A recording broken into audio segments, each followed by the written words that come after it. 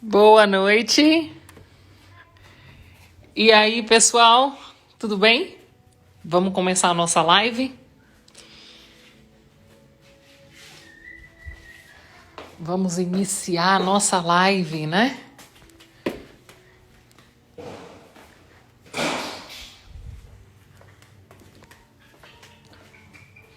Vamos entrando e aí vocês já vão aproveitando e convidando as amigas de vocês, hein?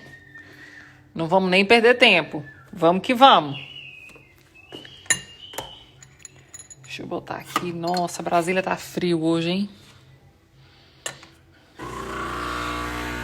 E agora é assim, eu tenho que ter maior cuidado quando começar a live, porque se eu começar a live mexendo no nariz, fazendo alguma coisa... Voltou. Normalizou pra vocês, gente?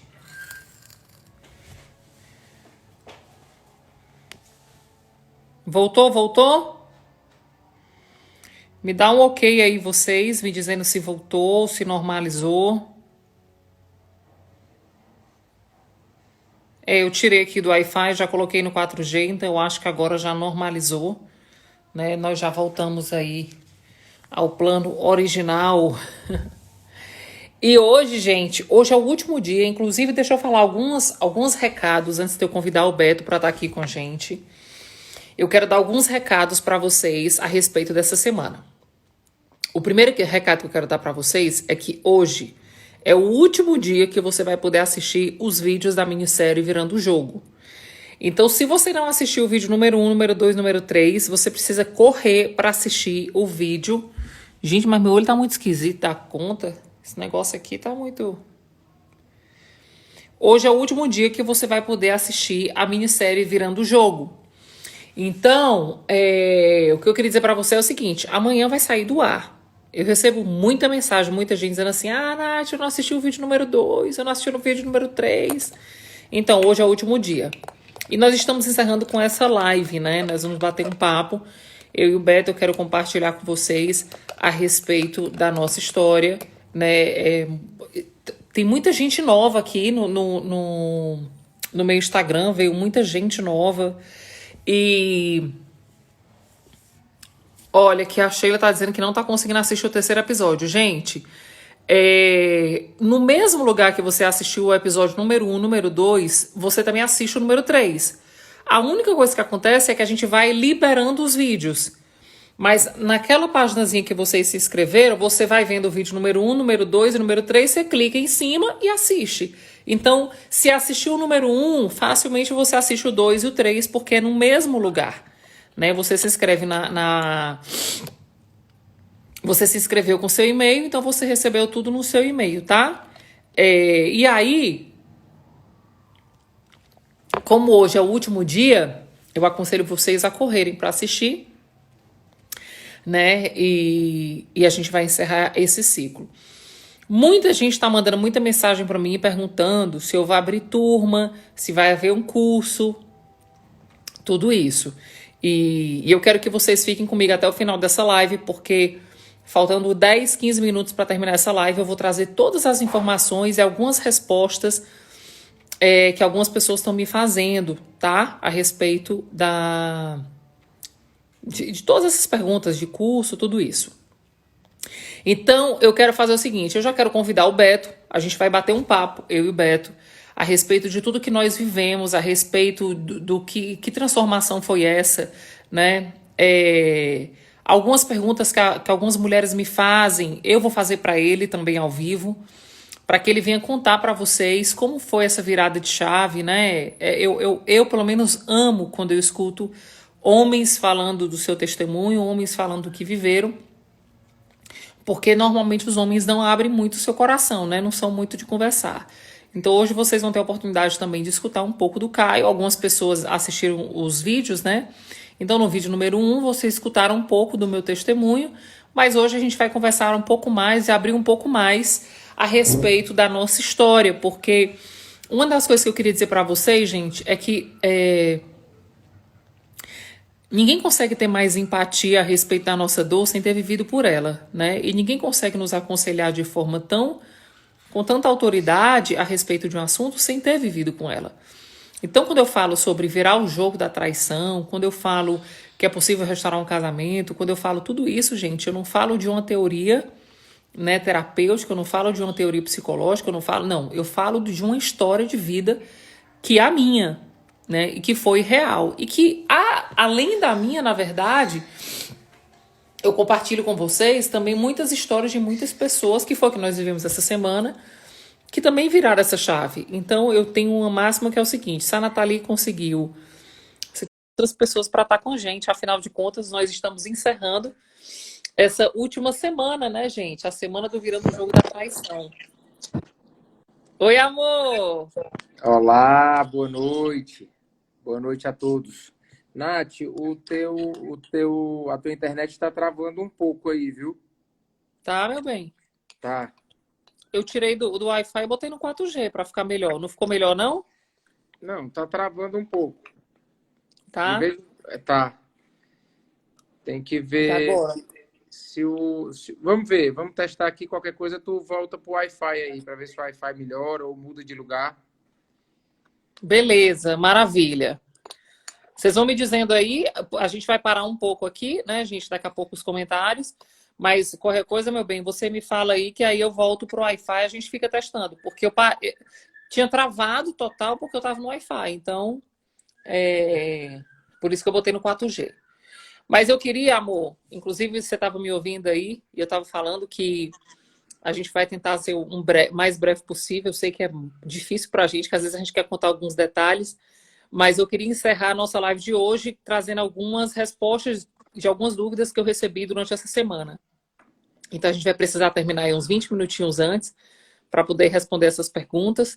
Mas eu queria lhe agradecer, meu amor, por você estar aqui comigo, né? Aceitou esse convite, está aí no trabalho, parou um pouquinho para estar nos respondendo, né? Trazendo essa ótica do homem, né?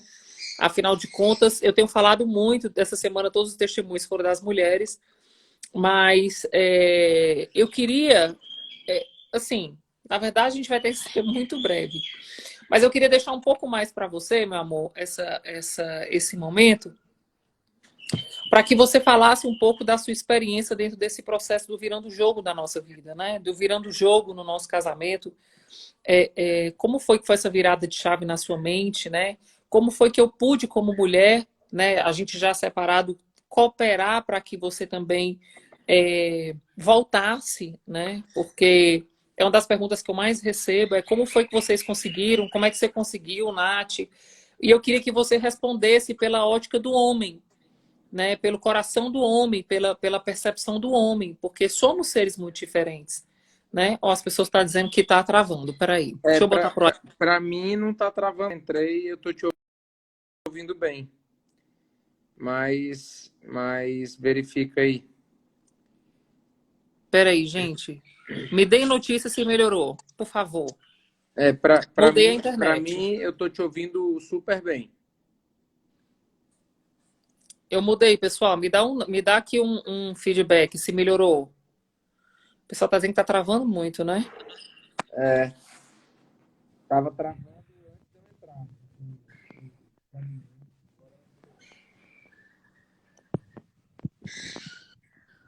O seu áudio sumiu, meu bem.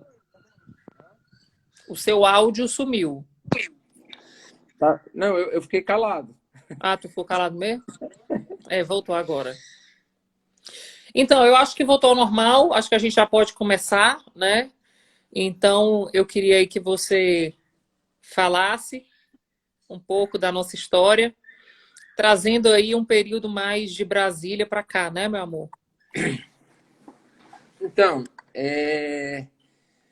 a gente passou por esse processo, né, de uma separação e divórcio no ano de 2009. E depois dessa experiência que a gente teve, né, a Nath soube conduzir muito bem esse período. Eu acho que a maneira que ela agiu, né, a maneira que ela tratou cada etapa, né, da separação e do divórcio, acabou contribuindo muito com esse retorno, né? tem até um ditado, né, popular, uma brincadeira que diz assim, né? Você quer conhecer a sua esposa, se separe dela, né? Para poder você saber quem de fato é aquela pessoa. Então, a Nath, ela teve muita sabedoria, né, de como conduzir, né, de como conversar, de como tratar daquela situação, e acabou contribuindo muito com a nossa restauração, acabou contribuindo muito com o diálogo, né, com de resolver toda essa situação. Então, teve uma decisão, né? Teve uma decisão. Amor, deixa eu te fazer uma pergunta, que é uma pergunta também que as mulheres fazem muito, porque eu acho que é um step back que a gente vai antes de chegar na separação. Quando você viveu o processo da mudança, que veio aqui para Brasília, que começou a ter uma possibilidade de sucesso, que começou a ter uma possibilidade de ganhar dinheiro, né, de entrar nessa condição de ser um cara mais conhecido, isso veio para você como algo muito forte. E eu lembro que você dizia uma coisa para mim, que você queria viver a vida, né, e que você queria ter experiência, se apaixonar, viver uma experiência nova. E fala um pouco dessa situação, porque eu acho que muitas mulheres não compreendem, né? E é difícil de compreender como é que você vem num passo a passo, construindo tudo com seu marido, de repente ele diz que não, que ele quer viver a vida, que ele quer curtir, que ele merece ser feliz, que ele não está feliz no casamento. Fala um pouco sobre essa ótica do homem, né, masculina. Na verdade, Nath, é um engano muito grande que as pessoas vivem, né? Então, é uma falta de identidade, sabe? É uma falta de identidade e uma falta de propósito, né? Falta de identidade e falta de propósito. Então, as pessoas vivem meio que o que a sociedade diz que é sucesso. Que barulho é esse, amor? É o O passarinho? passarinho. Eu pensei que era a internet aqui. Então, eu acho que uma pergunta chave para a gente entender é o seguinte: o que é sucesso para você? Entende?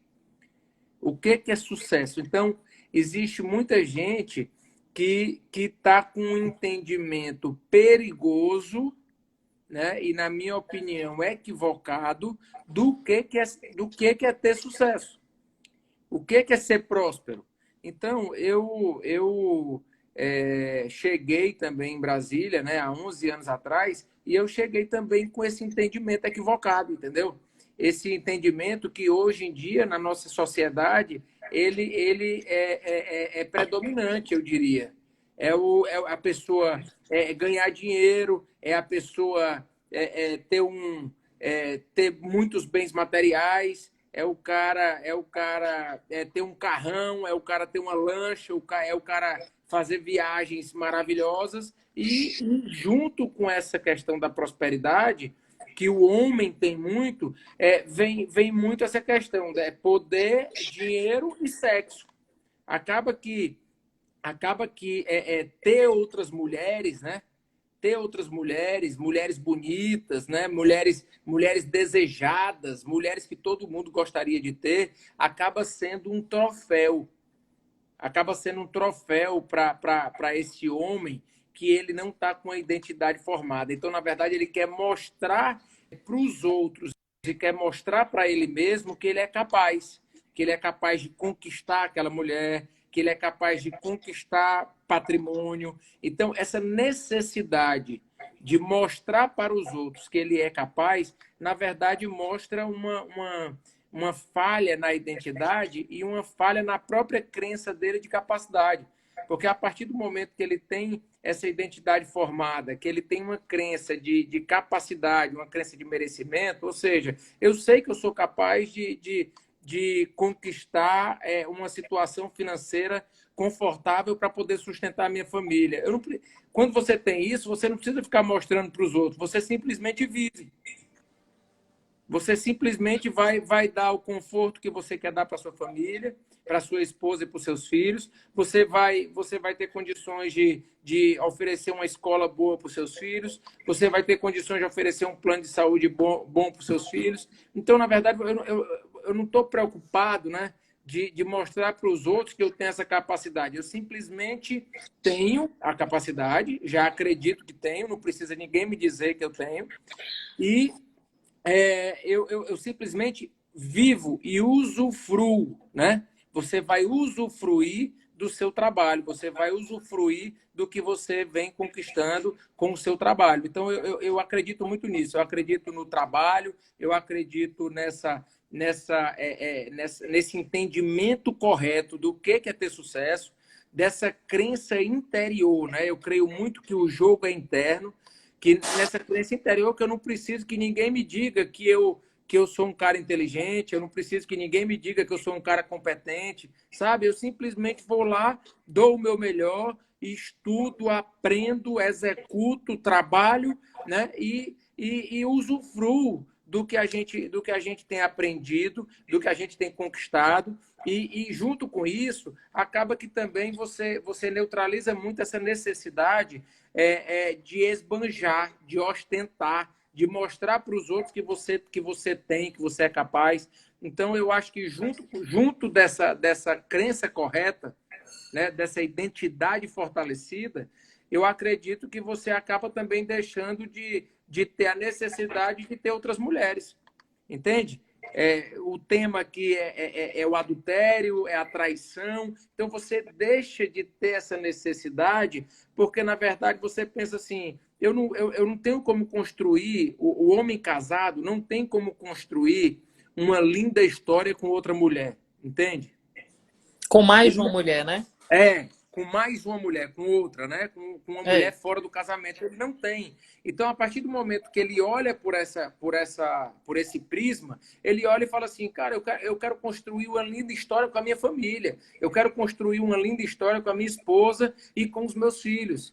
E isso já é mais do que suficiente para ele, né? E se você parar para pensar, dentro de uma agenda de trabalho, de família, de esposa, de filho, de saúde, de tudo que a gente tem para fazer, na verdade, um homem, né, bem sucedido em todas as áreas, né, ele não tem tempo para amante. A verdade é Verdade. essa. Ele não tem tempo para amante, entendeu? Porque já é muita coisa para fazer. Então, o que aconteceu, né, comigo antes de aprender tudo isso, antes de amadurecer, né, eu acho que na verdade é falta de amadurecimento, de amadurecimento, é falta de conhecimento, né? Inclusive a Bíblia diz que a gente perece por falta de conhecimento, né? Então é conhecimento, amadurecimento para poder a gente fazer as escolhas certas. E a gente viveu esse processo, né, meu bem? Eu gosto muito de falar isso. Quando nós fizemos o processo da separação, eu lembro que você falava muito que você queria ter experiências, que você queria viver, queria ser feliz, queria curtir a vida. E, e eu lembro que você dizia também para mim que você era muito novo para ficar o resto da vida só com uma pessoa, que você tinha que aproveitar um pouco mais a vida. Mas esse pensamento era um pensamento inconstante, né? Porque ao mesmo tempo que você dizia que queria curtir a vida, você dizia que queria ter sua família de volta. Ao mesmo tempo que você queria ter sua família de volta, você queria ter uma vida de solteiro. Ao mesmo tempo que você tinha uma vida de solteiro, você não tinha paz, né? Eu lembro que você falava muito isso, Nath. A minha alma é inquieta, né? E você oscilava muito nesse pensamento de voltar para casa ou continuar solteiro e voltar para casa, restaurar a família e voltar. E por que isso acontece na cabeça do homem, Beto?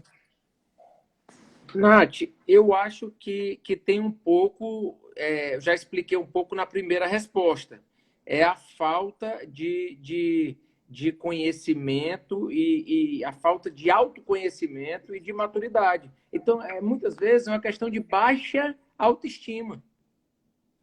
É baixa autoestima, entende? Então, na verdade, e uma coisa é importante dizer que mesmo vivendo tudo isso, a gente vai ter renúncia para fazer, entende? Vai ter renúncia para fazer, né? Eu vi uma frase hoje que fala: a graça de Deus não nos tira das batalhas. Então, na verdade, a gente tem que estar sempre atento, nunca baixar a guarda, né? Eu falo muito isso, nunca baixar a guarda, porque a gente tem que ficar atento com essas necessidades, com essas fugas. Qual é a necessidade que você tem de fugir? Eu escuto muito os homens falando assim: ah, eu trabalho pra caramba, eu mereço curtir a vida. Esse é um engano, entende? Eu trabalho muito, eu ralo pra caramba, então eu mereço. Sendo que ele acha que essa pseudo-felicidade, essa pseudo-alegria dele de ir pra farra com os amigos, de encher a cara e de pegar a mulherada, na verdade ele acha que isso vai ser positivo para ele. E isso só faz atrapalhar a vida dele, é um atraso para a vida dele, entendeu? Atrapalha, tira o foco, atrapalha, ele perde a paz, Financeiramente, né? ele perde a paz, né? Ele, não tem um ser humano que, com a consciência pesada de estar fazendo coisa errada, que não mexa com ele negativamente. Então, você imagina um homem casado que sai, adultera, e você imagina esse homem voltando para casa, entrando em casa. E aí ele entra e se depara com a esposa dele, se depara com Os os filhos dele. filhos. Pode ter certeza que no sistema nervoso dele dá um tilt, sabe? Ele trava, ele se sente mal, ele se sente mal, né? Eu escuto muito dos homens que traem que eles se arrependem.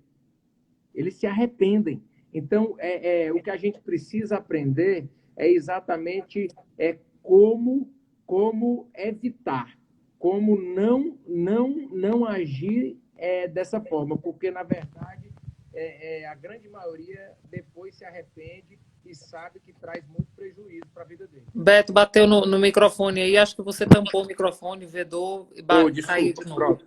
Deve ter sido meu dedo.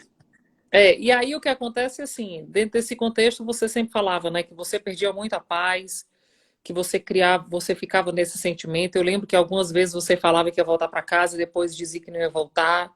E eu tinha que, de fato, ter muita estrutura emocional e espiritual para poder suportar toda essa oscilação, né? Porque viver um processo de adultério é um processo de uma montanha-russa emocional. Porque, de fato, isso que você falou é uma verdade. O homem, quando ele está nessa condição, o homem, eu falo, gente, na condição homem, mas eu tenho visto que tem algumas mulheres que estão também nessa condição de adultério. Mas o homem, quando está nessa condição, ele volta para casa, você não sabe quem que você vai encontrar também.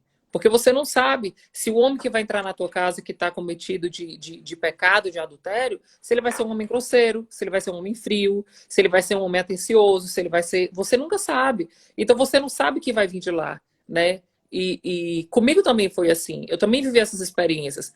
Apesar de estarmos longe, eu e o Beto, nós mantínhamos contato, nós nos relacionávamos via telefone, né? Eu estava grávida do Caio e a gente estava ali sempre conversando, mas eu nunca sabia que homem que eu ia encontrar quando eu ligava, né? Quando eu falava alguma coisa. Por quê? Porque tinha dias que o Beto era o meu melhor amigo e tinha dias que o Beto dizia assim, Nath, esquece, sabe? Não tem a possibilidade do futuro a gente estar junto, não tem a possibilidade da gente permanecer junto. Então, dentro desse contexto, uma das coisas que eu fiz verdadeiramente, que é uma das coisas que eu e o Beto a gente fala muito, eu virei o holofote para mim. Eu tirei todas as minhas expectativas relacionadas à restauração do meu casamento e relacionada à mudança do Beto. Porque essa oscilação emocional, quando ela começou a trazer esse desgaste para mim, eu comecei a dizer assim, não, peraí, eu vou cuidar de mim. Eu vou deixar ele viver a vida dele, as escolhas dele, eu vou cuidar de mim. E aí foi quando eu comecei a viver os meus processos. E aí eu comecei a viver os meus processos e daí foi que teve a grande virada de chave. Né, Beto? Que é o que você estava falando, que foi que era o que chamava mais a sua atenção, né? Fala um pouco desse paralelo quando você, por exemplo, namorava com a menina e aí você se conectava comigo, essa gangorra, inclusive de comparação que você fazia. O que eu acredito é que dentro de um casamento, um dos dois vai aprender a agir corretamente primeiro, sabe? Um vai ter uma transformação profunda para poder trazer né, essa paz, né, para dentro da casa toda, não só para o casamento, mas para a casa toda, na relação com os filhos, na relação com os funcionários e por aí vai. Então, no nosso caso, você viveu essa experiência primeiro, né, de aprender a algumas soluções aí para dentro de uma casa, para dentro de uma família, e depois você foi me apresentando essa forma, né, de conduzir a nossa casa, de conduzir a nossa família, e graças a Deus deu tudo certo. Então, eu oscilava bastante, né, antes, enquanto isso estava sendo construído. Mas a ideia, o que é interessante é que nós conseguimos, né, esse alinhamento, né? Nós conseguimos esse alinhamento. A nossa casa foi completamente transformada, né? O nosso casamento foi completamente transformado.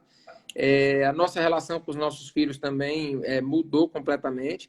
Então, isso traz muita esperança, né? E a gente tem visto que isso é possível para vários casamentos, para várias famílias. E a gente tem acompanhado isso e tem visto isso acontecer em outras famílias, entende?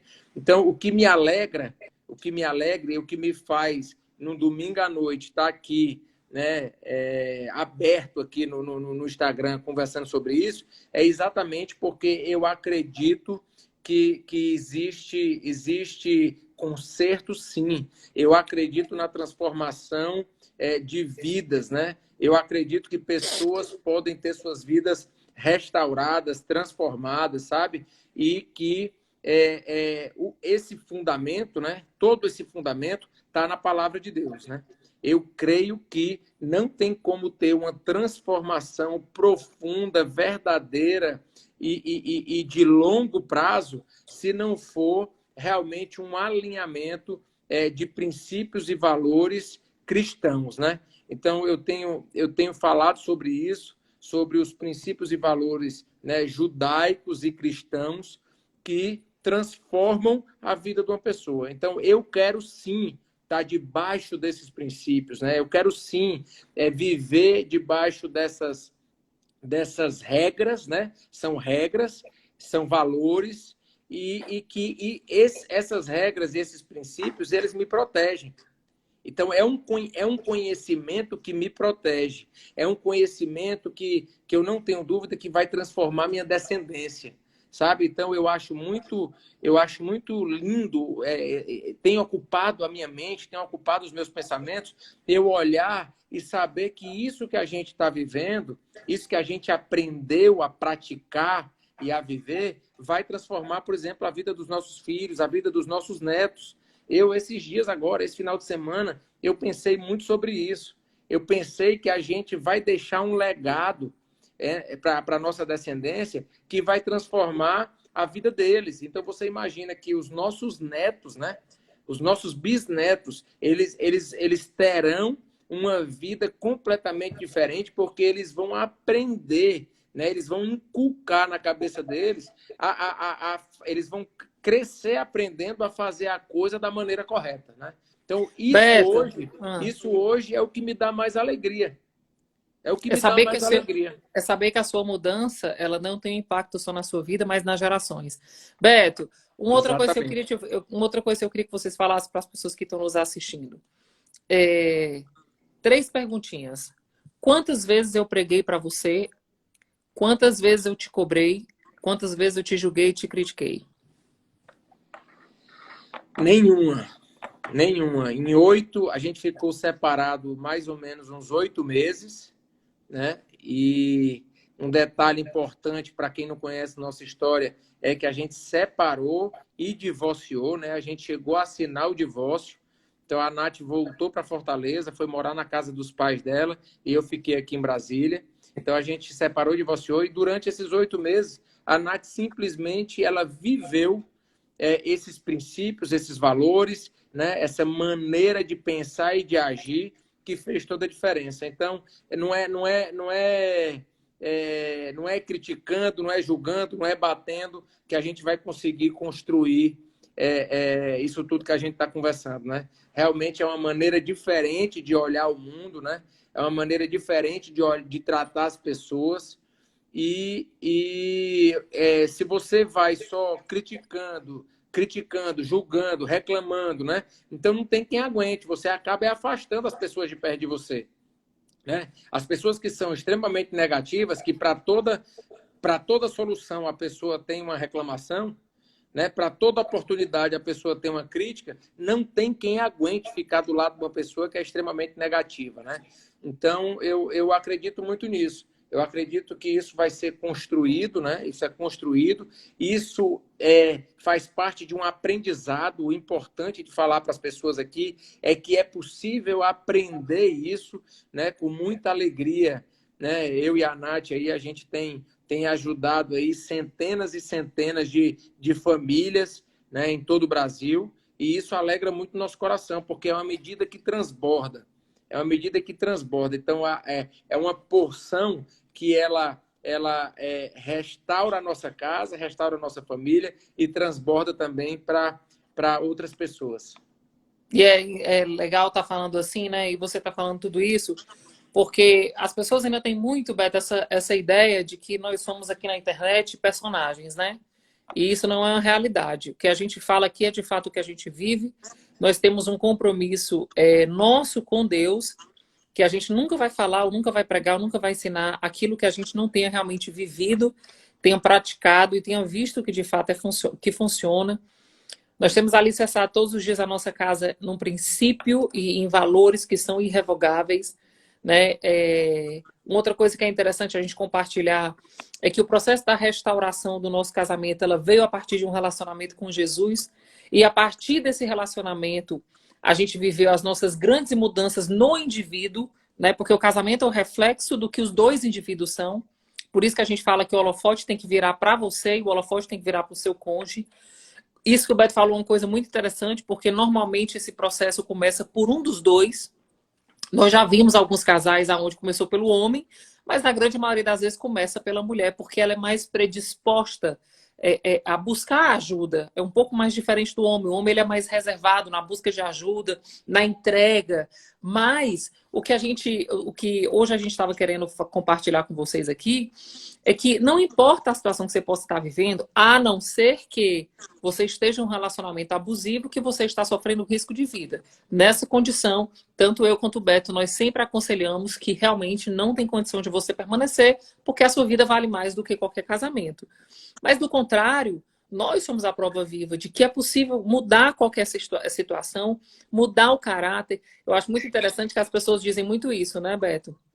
Ah, fulano trai, ele é mau caráter, eu vou dar um pé na bunda dele, ele toca a vida dele. De fato é, porque o caráter é a construção de comportamentos. Se eu vim de uma família, se eu vim de um lar, onde eu aprendi na minha família que traição é algo normal, que adultério é algo comum, que meu pai não respeitava minha mãe, o que é que eu aprendi, gente? Qual a construção de caráter que eu tenho? É que isso é o tradicional, é o normal, é o que eu vou viver. E qual a única forma de você mudar caráter? Gente, você só muda caráter quando você conhece uma verdade que sobrepuja tudo que você aprendeu por anos, né? E uma coisa que eu queria até compartilhar, o Beto está aqui, eu achei interessante.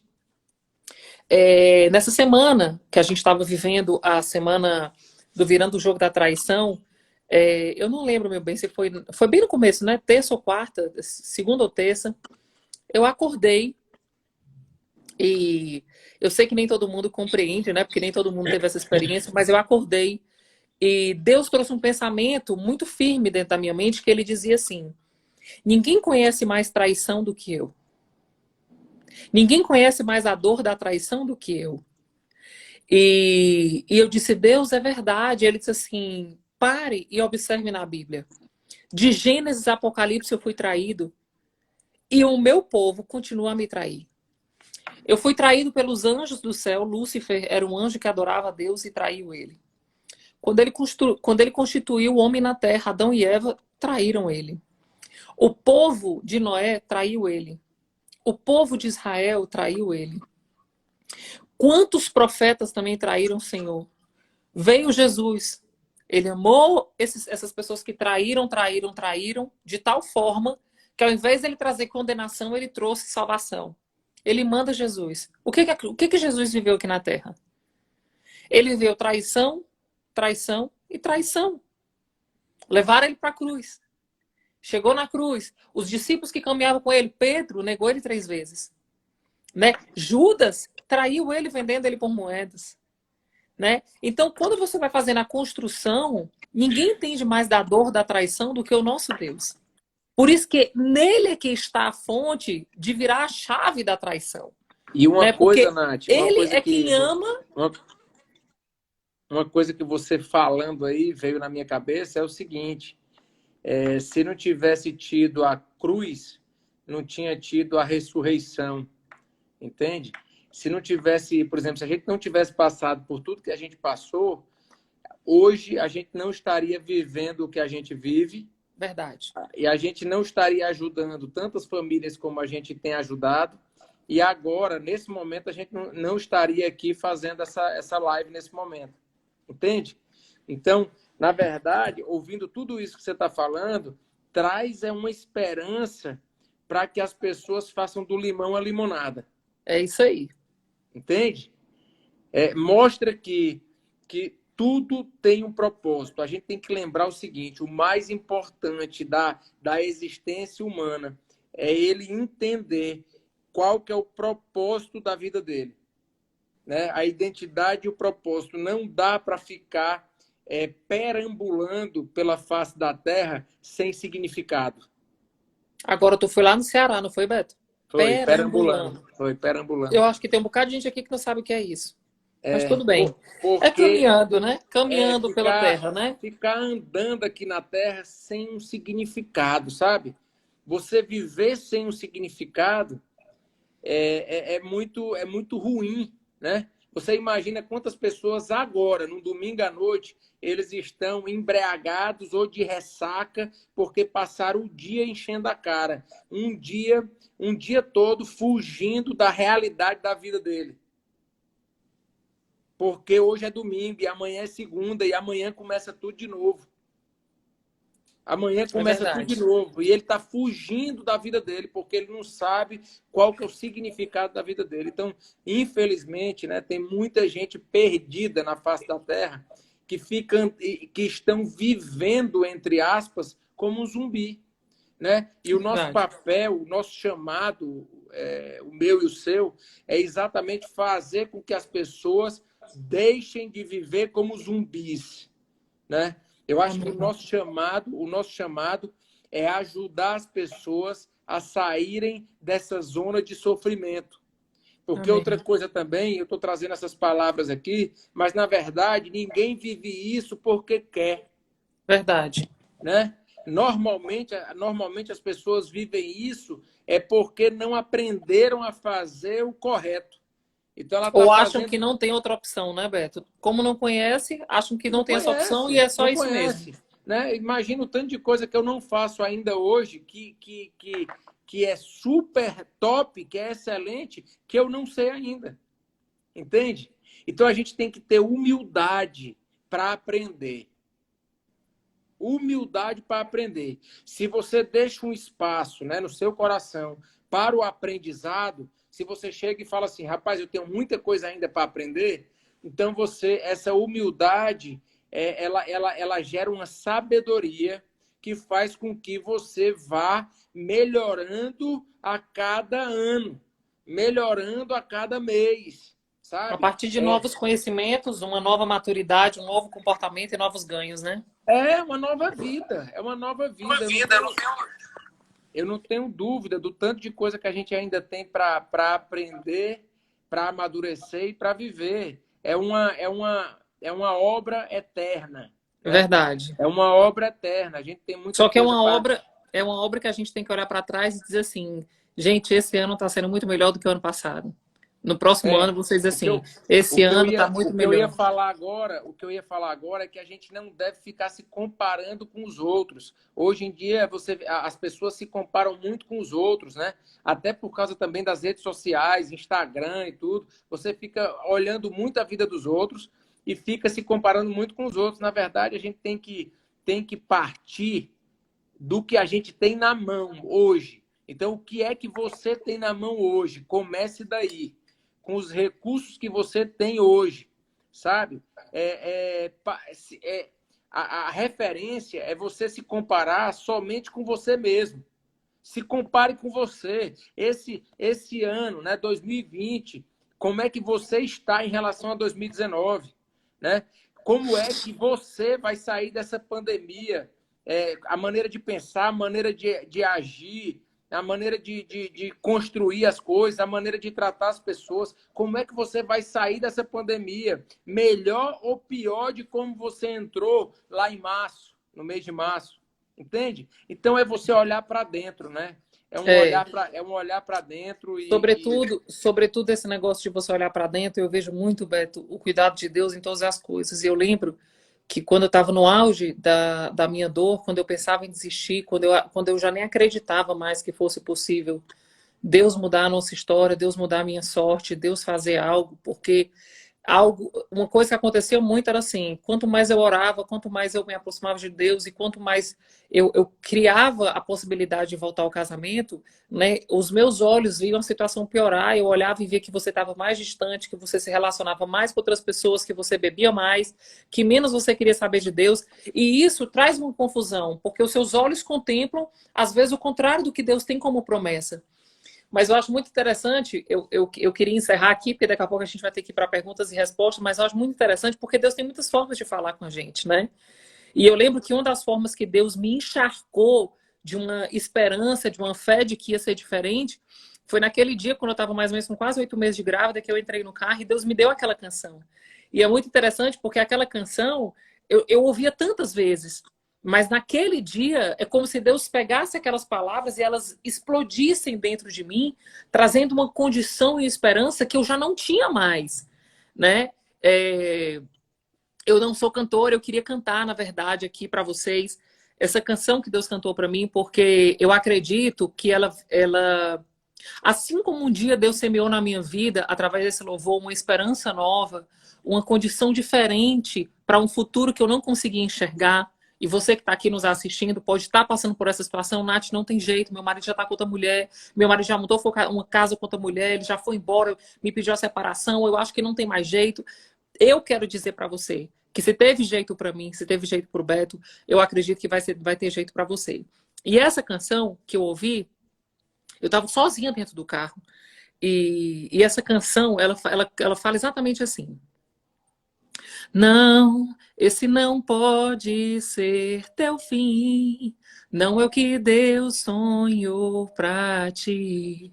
Não podes aceitar ver a tua família se acabar, a tua esperança se apagar, tua fé esmorecer. Sei que é difícil crer que sim, se tudo em volta diz que não, e a angústia te faz esquecer de tudo que Deus prometeu, que sobre a tua vida estão as mesmas bênçãos de Abraão. Bendita será tua casa, benditos serão teus filhos, e Deus engrandecerá o teu nome. E no dia que eu escutei essa música, quando Deus disse para mim que bendito ia ser a minha casa, bendito ia ser os meus filhos, eu estava grávida de um filho, e Deus dizia que ele ia me dar filhos, que ele ia engrandecer o meu nome. Porque eu estava no estado de condição de muita humilhação, de muita vergonha. E Deus disse que ele tinha uma promessa para a minha vida. E quando eu escutei aquele louvor, Deus disse assim, olha, não se preocupe, porque agora que você está de fato descansando em mim, me entregando todas as coisas e confiando que eu vou cumprir, eu vou cumprir. E eu lembro que desse dia, eu acho que menos de um mês depois, muito pouco, uns 15 dias depois, Deus fez um grande rebuliço na minha vida, um grande rebuliço na vida do Beto. E um mês depois a gente estava junto, 45 dias depois a gente estava casando de novo. E de lá para cá a gente tem vivido experiências lindas, né? De lá para cá a gente tem construído quantas coisas, né? Eu chego a me emocionar porque é, até os meus filhos, eu sempre sonhei em ter 3 filhos. Deus disse, não, o que eu trago para você é uma superabundância. Eu vou te dar 4 filhos. E tem mais de uma década que eu tenho vivido experiências que eu digo, Deus, eu nunca imaginava viver isso. E Deus disse assim, lembra que eu falei para você que eu tinha uma promessa para sua casa? Eu não falho. Eu sou um Deus que fui eu que constituí, eu sou um Deus que eu que criei a família. Eu sou um Deus que eu que zelo para que as famílias não se destruam. Então, eu queria muito que vocês acreditassem, sabe? Essa é a última live, a última semana. E eu queria muito que vocês acreditassem que é possível, sim, porque se Deus fez na minha casa, Deus vai fazer na tua casa. Se Deus transformou a minha vida, Deus vai transformar a sua vida. Se Deus transformar a vida do Beto, vai transformar a vida do seu marido. Porque não existe condição diferente para Deus. Deus não morreu por um povo, Deus morreu por todo aquele que crê. Então, o que a gente precisa fazer é crer